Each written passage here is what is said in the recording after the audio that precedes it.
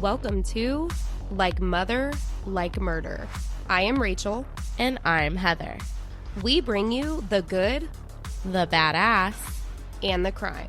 This is Like Mother, Like Murder.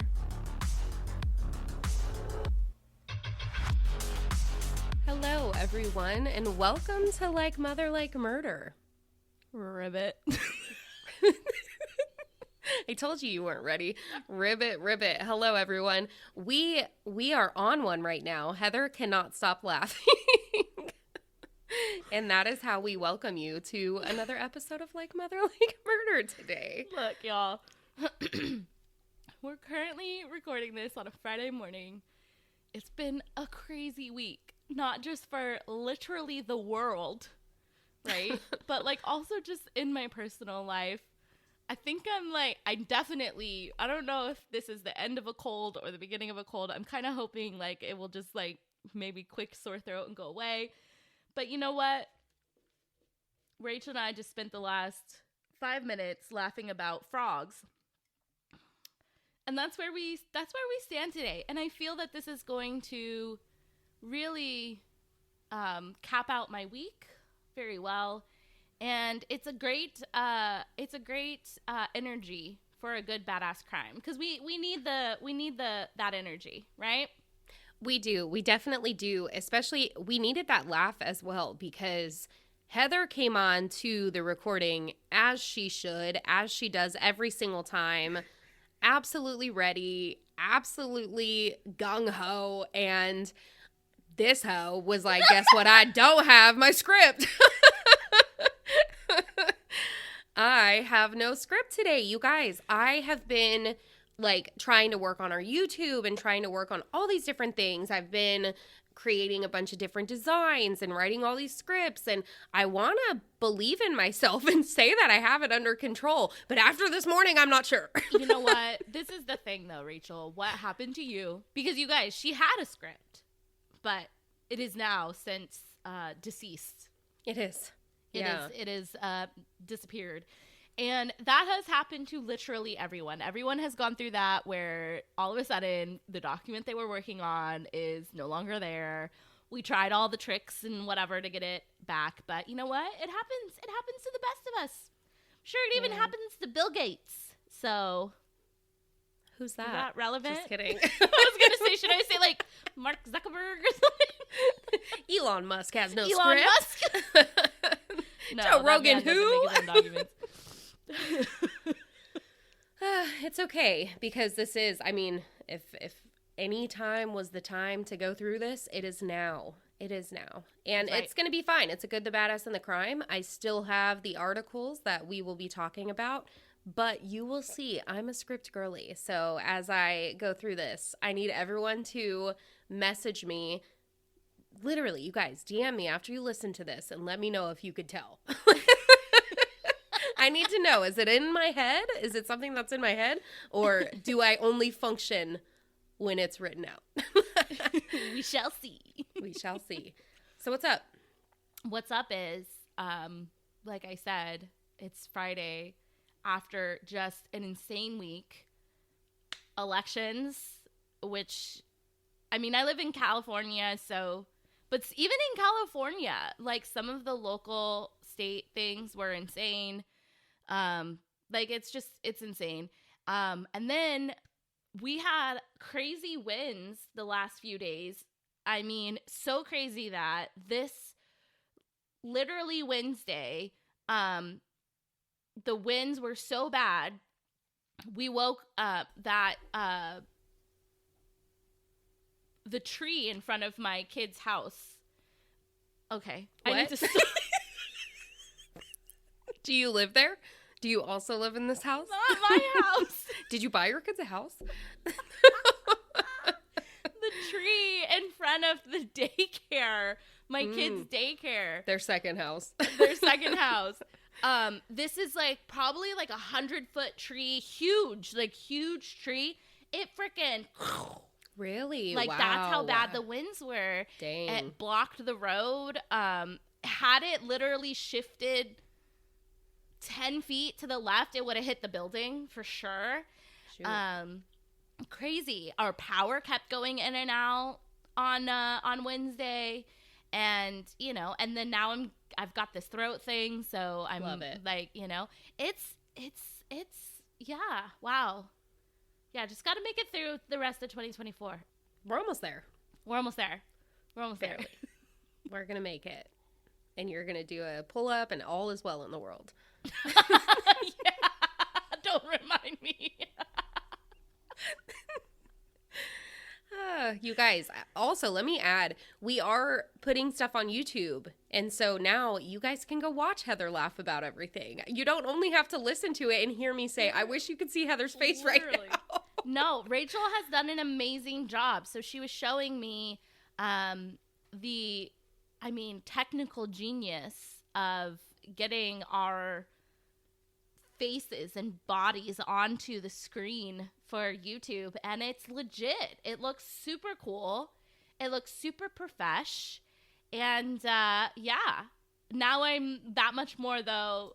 I know I make crazy ass faces, so now they're all gonna be up on YouTube. Well, the last 3 videos and today, my bottom lip is in my mouth because I have a cold sore, so I'm just like sucking on my lip the whole time. So as I was putting these videos out, I'm like, this is a great way to start. You gotta start somewhere. It's fine. It's fine. And thank you. Definitely not a tech genius. Also, I've already said it, I was like, each time I make one of these videos, I get better and like think of a different thing I can add or change. And so it's awesome. And I mean, all the programs nowadays are so user-friendly, and that is a lot of help for someone who needs all of the user-friendliness. Love it. Yeah, and check it out, you guys. Whoever check out emptied Like my Mother, recycle Like bin Mother, on this Like computer Mother, Like Mother. sucks. Oh my god. we are not going to make it. We're struggling. It's fine. Well, if you want to get into it, we could struggle in our articles. Let's do that together. Let's do that.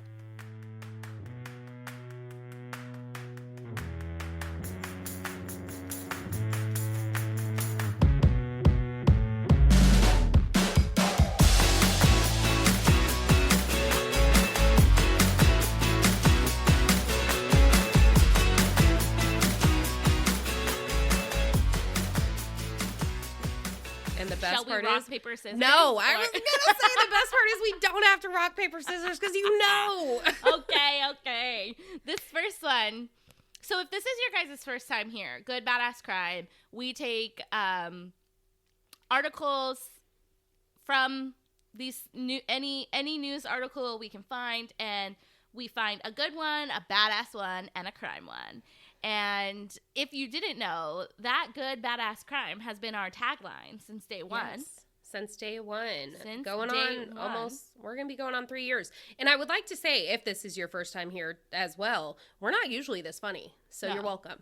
You're welcome. We're usually very serious when we talk about certain things. So But you get that's why the we comedy do show Good up Badass today. Crime, because I think with us as well as our listeners, sometimes we need a palate cleanse. Oh, absolutely. And this is what this is. So Yeah. I'm going to start with it. my good.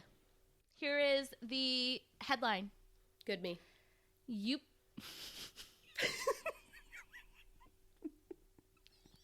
I'm never going to make it. Okay. Here is the headline. UPS driver saves collapsed grandmother, then brings her treats every week to hospital. Oh my and gosh. he says she's family now. Oh, I love that. Yeah. I love seeing stuff like that. Yes. Okay, tell me more. Finding the good ones. It's so interesting, right? Because finding the crime ones, honestly, are not that hard. The badass ones are a little hard, and the good ones also hard to find these days. But so this is what happened. A UPS driver named Raheem Cooper was passing his normal route, and he saw an elderly woman, Marie Cobble, collapsed on her driveway. Oh, shoot. So he called emergency services and stayed with her the whole time, all while calling her grandmother. I love that. I love it. I love that because you also know, as an ex-delivery driver and person in the delivery service industry, it's like, you know damn well that they're going to get all this shit from their employer about wasting even a second on trying to do something. Time so is money. Staying there, staying there and giving your time and your heart to someone who needed it in that moment is beautiful. And then you tell me he goes back and visits her and brings her goodies. I love him. Yes. So it was crazy because she actually had to have emergency brain surgery for a subdural hematoma. Wow. But she made it through the surgery. And then her granddaughter, Marie's granddaughter, Kayla Cochran, she said that 5 days after the surgery, she still hadn't talked at all. She was just not feeling well. Obviously, you just had brain surgery. And then she says, and then Raheem came into the room and Grandma brightened up, pushed herself up, gave him a hug. And she said that was the first time since the whole thing happened that Marie had just like had that energy. Oh, that's amazing. Yeah. So they started a GoFundMe for her and he kicked it off by donating $100 himself. I mean, as if literally saving her life wasn't enough. Right. And then it's so true that you said that, Rachel, that you know that a lot of companies are like in it for the money and definitely will sacrifice being a good person over that, you know, making those deliveries and getting things on time and making that money. But luckily, this company actually awarded him, gave him like a commendation and recognized him for being, you know, a good person. And, you know, I mean, talk about customer service right there. So, so that is good that they recognize that because, we've definitely see it happen the other way. Well, but and that definitely, no Raheem. shitting on UPS, but that definitely came from the department, from the place he worked at. The local management and his people are the one that recognized him, even if they went above and were like, you know what, we need to do that. Because Oh, yeah, that's where it comes from. Yeah. That is amazing. You know that it wasn't like UPS is like headquarters or something. It was definitely his local branch. And then even a coworker from his local branch got him tickets to a FSU football game. Nice. So that he could, you know, just go enjoy being a hero. And so it's incredible to see that kind of, and I think the idea that really gets me is like, you would definitely do this for your own grandma, obviously. Right. And so the idea that this man just was like, we're going to get through this, grandma. Like, he sees her as family, right? Family. And that is, and you know that is what also kept her like fighting too. Right. The idea that like, I'm not just this, it's not just this random stranger. I'm going to start crying. Here we go. It's like, that is the kind of compassion that we need for each other. Right. As human beings. I agree. Yeah. I agree. What a way to kick it off. Yeah. You done good. You guys, Heather is the one who found and sent me my good article because I didn't have a script, you guys, but that's all right. She has my back. And my front and my computer. Okay. The title of this article is A Real Life Rosie the Riveter. Jennifer McMullen turns 100. Turns 100. And Heather's going to do her best to tell you a little bit about it. Because when I go Rosie the Riveter and then she's like talking about it, I was like, oh yeah, I knew that. See, my brain's completely not here with anything. I mean, I'm not like the best because, you know, words are hard. But I tried to do the thing where I was like holding up a muscle, you know, Rosie the Riveter style. Yeah, the arm flexing and I was female like, factory worker. It's the Rosie the Riveter lady. And she's like, what the fuck are you Yeah, I was like, I know the picture. I guess the name is just not embedded in my brain. Yeah, the picture. If I had said like the woman with the bandana, you know. But so basically, if some of you aren't aware, I know you guys have all probably seen the image of a woman wearing kind of like a, it's like a jumpsuit pretty much like that a factory worker would wear. Her hair's tied up with a bandana and she's like busting out those guns. Yes. And so basically during World War II, when all of the men were getting shipped out, a lot of women took up entirely like new positions, replacing all of the men in factories and shipyards. And a lot of those women and those what they did, because during this time, like, everything was part of the war effort. So during World War II, they were producing like everything for the war. And so that's where Rosie the Riveter kind of became an image to kind of be like, you know, women are doing this, they're stepping up, they're being freaking awesome. They're building literally boats and ships and planes and doing the damn thing. So that's the badass Rosie the River. That's the thing, is I kind of wasn't sure if I was going to put this well, story it is. It's good and it's badass. And sometimes those are interchangeable. For sure. My bad. I didn't mean to just be like, here, take it back. You may run with this completely. No. I enjoy talking about Rosie the Riveter. I'll actually have to post, we'll have to post it. I was Rosie the Riveter 4 years ago, I think, for Halloween. And that was really awesome. So yeah, so October 20th, though, she turned 100. It's amazing. And that's amazing. Freaking love that. We'll have to post a picture of her, too, because she's a little gem. Cute. Yeah. So cute. Her and her husband, like, oh, my God. Yeah, absolutely. All right, let's talk about some badasses. Let's do it. So this one is actually kind of on theme with a Rosie the Riveter. So here is the headline. This is badass. Mother-daughter duo enlist together at the 167th Airlift Wing. Whoa. Yeah. So Blair Hessin, how old are these mother-daughter? Because can you enlist after you're 35? Well, it's I think it was like the National Guard, so you can. Okay. So Blair Hessin, 18, and her mother, Mary Beth Cole, 40, displayed a shared mutual motivation and commitment by enlisting together at the 167th Airlift Wing. I love that. I said cool. Oh, yeah. So the daughter decided to join after a recruiter gave a presentation at the school, right? And she was like, this seems like it's a good opportunity for me.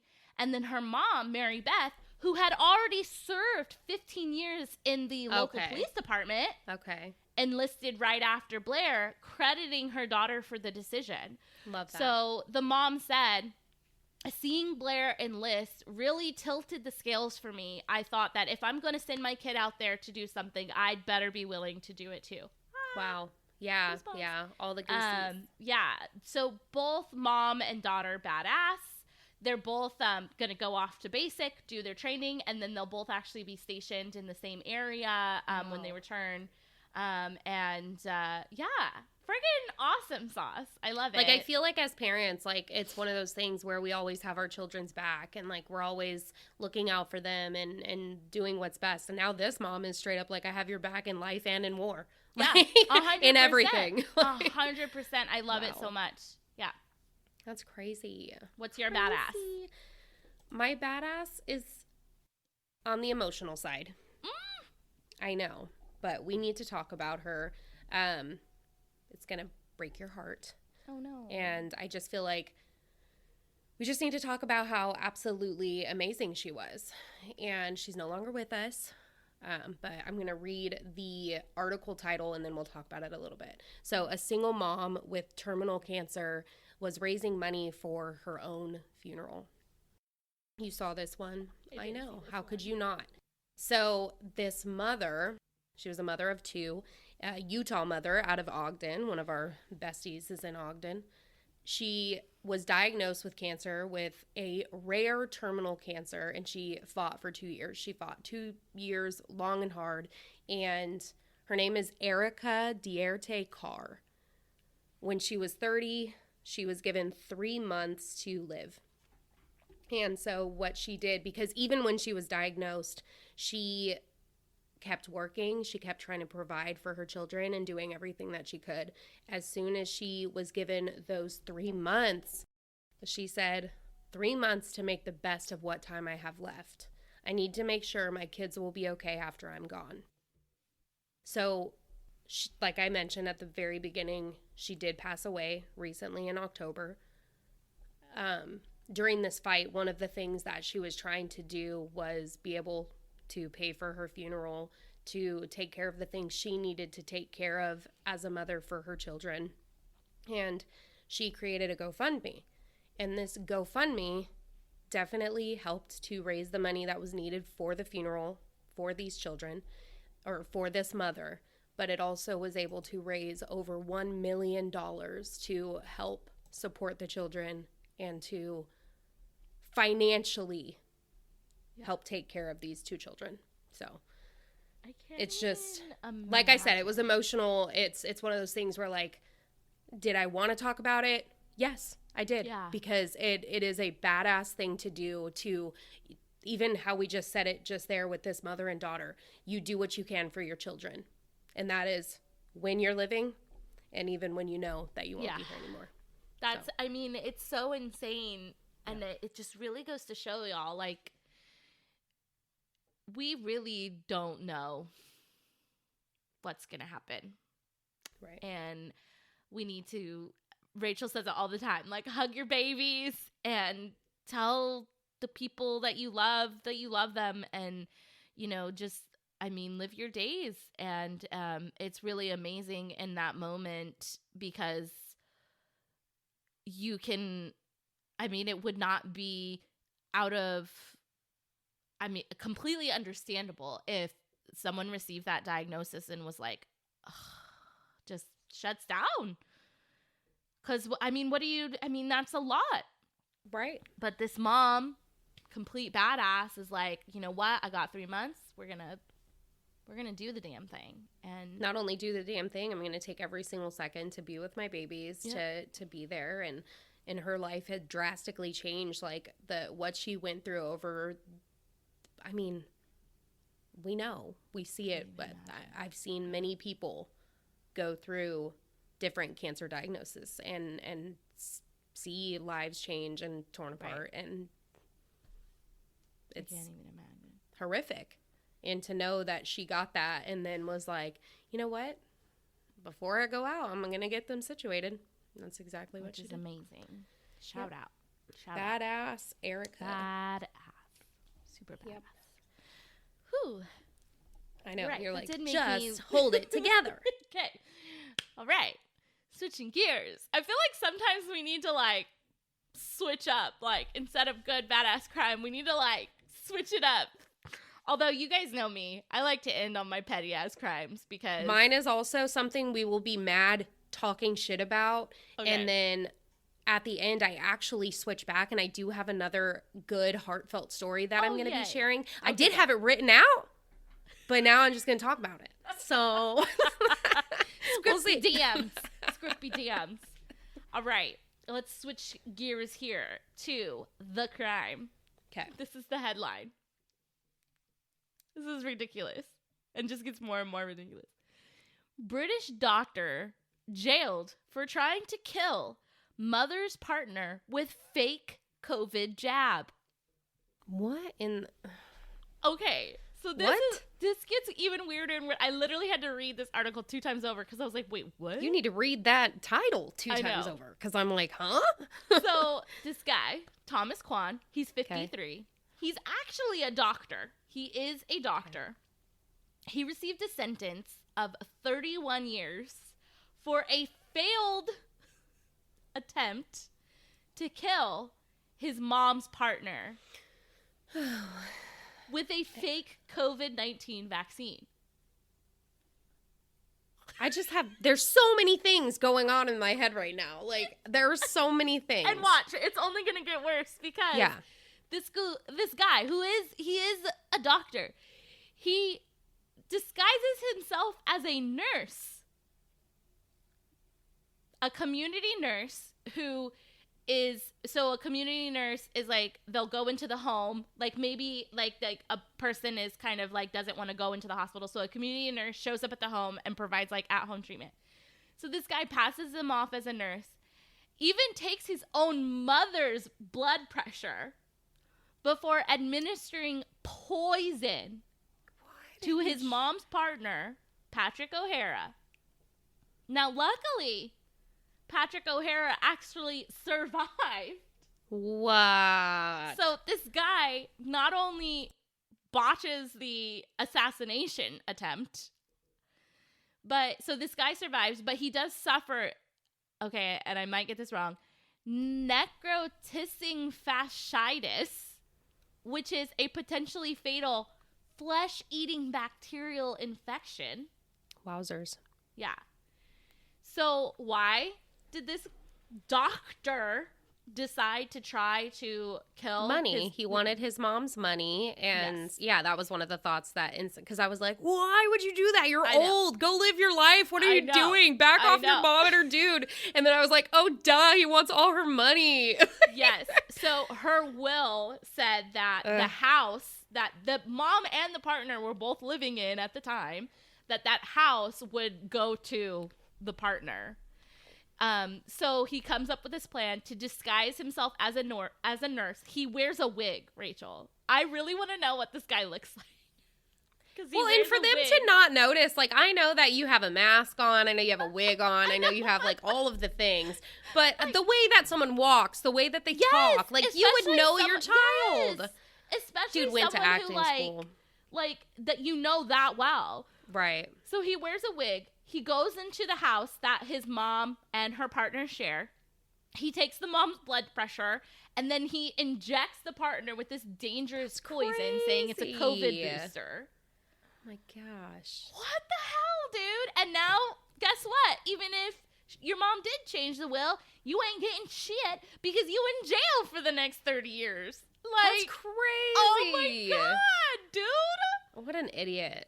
I know. Stupid petty This poor mom too. She's she has to tell like her partner, I'm so sorry, my son tried to kill you. Like, this is like the worst.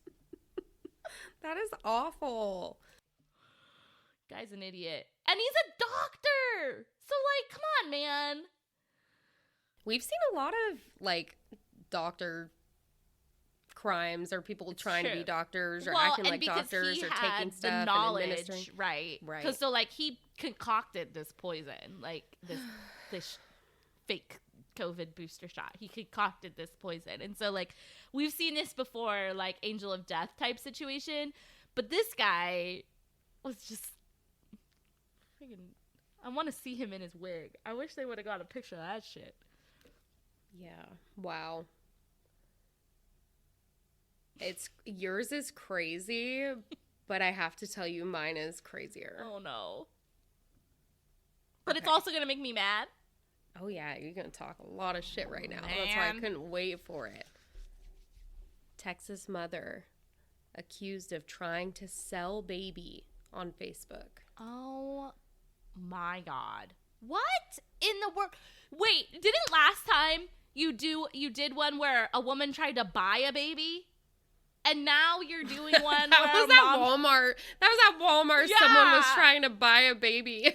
I forgot about that. What is wrong with people? Okay, continue while I freak out. My devil's advocacy when it comes to like certain things. When I read the first article, I was like, well, at least she didn't do anything to that baby. At least she's trying to give it a better life in some form, but there's other ways of doing it, my dear. Okay, so this young mother living in Texas, she is being held right now for $600 or $60,000. I forget. I don't know. She's been held for a bunch of money. But she's 21 years old, okay?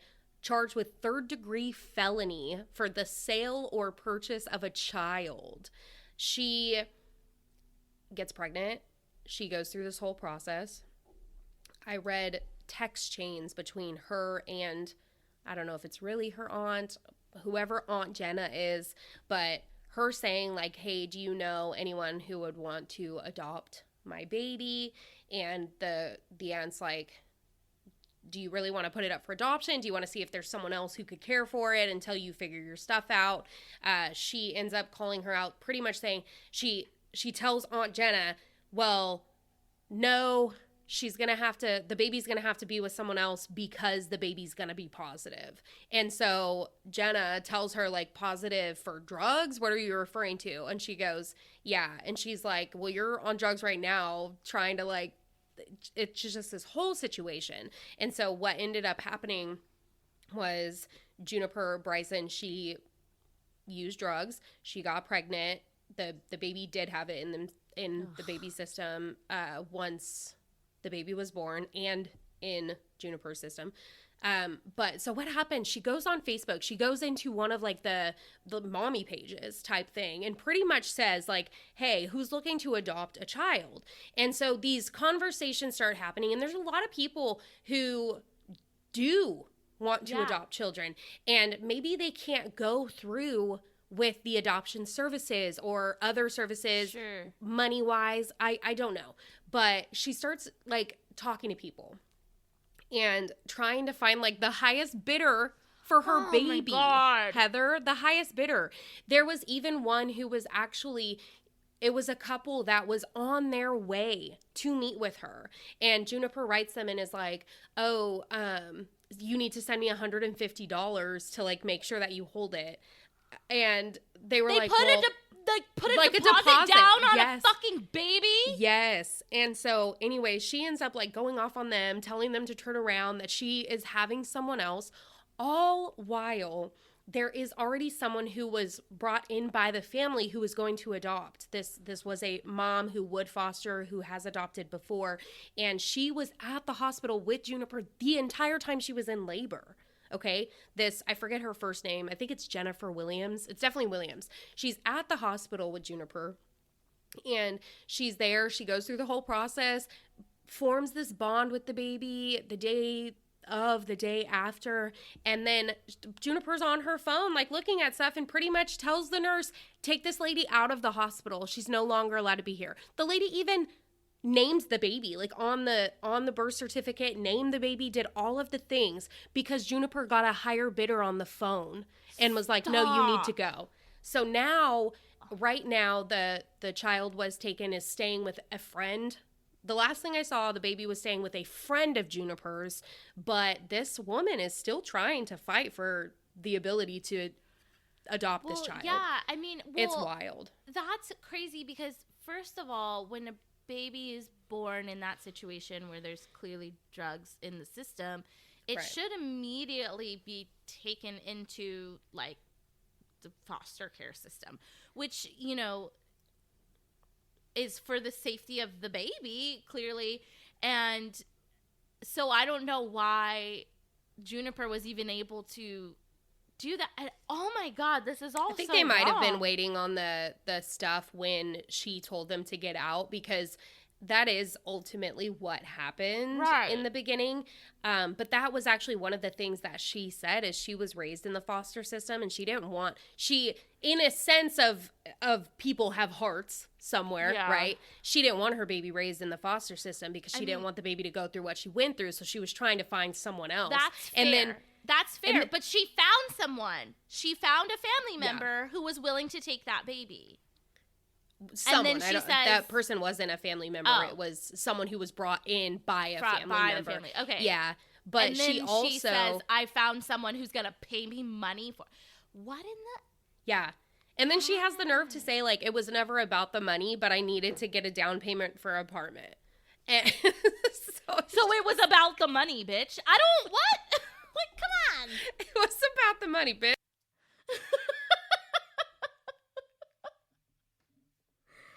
Oh my God, that's insane. And see, this is what's so hard, is that, like, I know that, like, okay, so I will be the first one to say that when you are pregnant, right after you've given birth, clearly, like, your brain, it's like, there's a lot of stuff going on.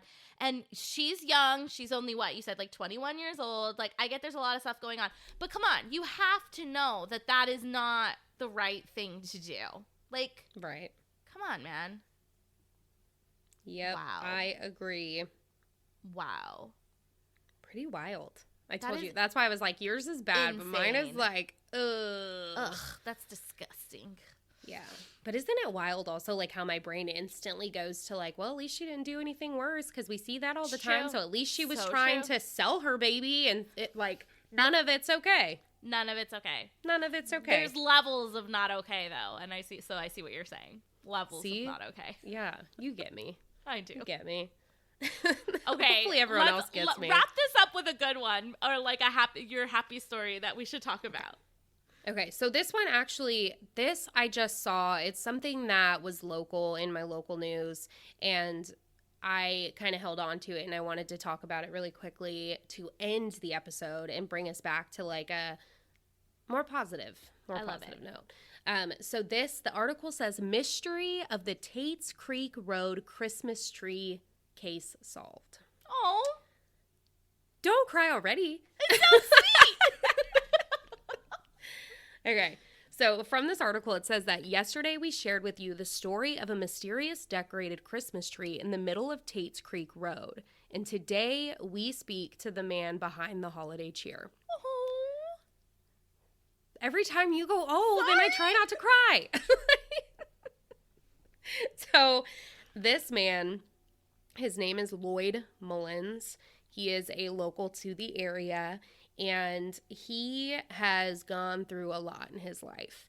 He is in and out of the hospital a lot. He has undergone 7 surgeries, spent several years in and out of the hospital. He's had 2 back surgeries, a triple bypass, heart surgery, and soon he will be having a Watchman implanted into his heart. Dang. Okay? And what he thinks is that he wants to do a small act of kindness for this area. So, too many times we fail to realize how important the medical people are, and that was my way of thanking them. I can read. Reading's easy. It ain't no. Why did I need a script in the first place? I can't read. One thing I thought of right after I decorated it, I thought about all the doctors and nurses that's going to be working on Christmas Eve and won't be with their family at the tree in their home. So he made them a little tree. And then one of the healthcare workers said that the entire place was kind of like left speechless, but he said, it's pretty amazing. You know, it's always good to get that recognition from patients and families. It's a testament to our staff and nurses. And then he said, it's pretty cool. Someone went out of their way just to do that. I know. So I wanted to end on that because, I mean, That's awesome. How often can you do something just little and small and not even think of any, like, yeah, he did it for a reason because it was like he felt compelled to do this as like a thank you as a whole to this area that he has been in and out of, and he drives by every single day and all of those kind of things. But it's one of those things where, like, he's getting nothing in return. It's not him seeking any sort of thing, no recognition or anything. That's what he felt like doing, is this act of kindness. And I feel like if we all just did something like that, to just make someone smile, to make someone feel good without the needing something in return, they could be a pretty good holiday season. I agree, Rachel. Thank you for that, because I feel like that is the perfect way to look at the holidays. It's something that we try to I'm not sure how successful we are at explaining to our kids that, you know, obviously when they think about Christmas, they think about what presents they're going to receive. And what we consistently try to remind them of is, you know, Christmas is more than that. It's about spending time with your family and recognizing what you're grateful for, and you know, and you know, sometimes giving something to someone and making someone else happy is a lot more important than, you know, getting something. And it's something that I think